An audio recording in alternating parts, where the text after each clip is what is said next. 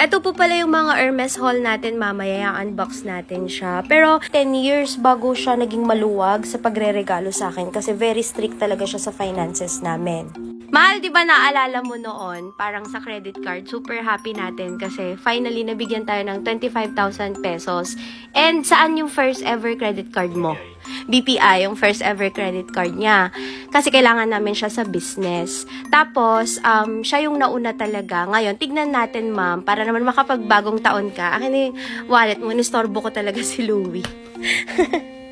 Pakita ko sa inyo kung ilang credit card yung meron siya. Yung mga ganito kasi it took us 10 years bago niya po ako regaluhan. Kaya sobrang happy ko lang din na i-flex yun. Kasi parang sabi niya, ako lang din naman daw yung nagbayad neto. Ano masasabi mo? Magpapaganda loob mo. Hindi na paniniwala, nasa na yan. Yes, so yan, box natin to later. Para sa aming dalawa ni Louie, ang credit card is a symbol of hard work and success. Kasi tumaas yung credit limit namin. And ginamit po talaga namin siya responsibly. Hindi po kami kumukuha ng mga installment. Though ang dami-dami. Maraming offers dito. We use it for points para ma-convert namin siya later on. So siya yung mga primary dito. And hindi po kami nagsusupplementary na dalawa.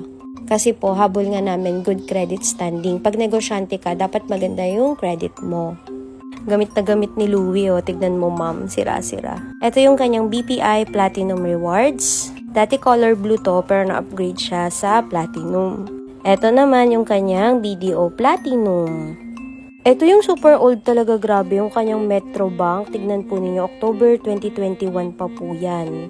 Ito naman, galing po siya sa BDO. I think hindi lang naman kami yung meron nito. Pag meron kang savings, bibigyan ka nila to and meron siyang perks. Ngayon, kung dadako po kayo sa akin, ito naman po yung mga cards ko, ma'am. Yung BDO Platinum ko, BDO Visa, color blue yan, walang ganyan si Louie. And then, meron din akong BDO Shop More. And then, syempre, hindi mawawala ang Starbucks na kinukompleto ko para sa planner. Wala naman problema sa pagiging supplementary, pero gusto ko lang talaga i-appreciate yung jowa ko na nare-regaluhan na ako ng mga ganitong bagay galing sa kanyang second business. Meron kasing second business si Louie and I'm so happy.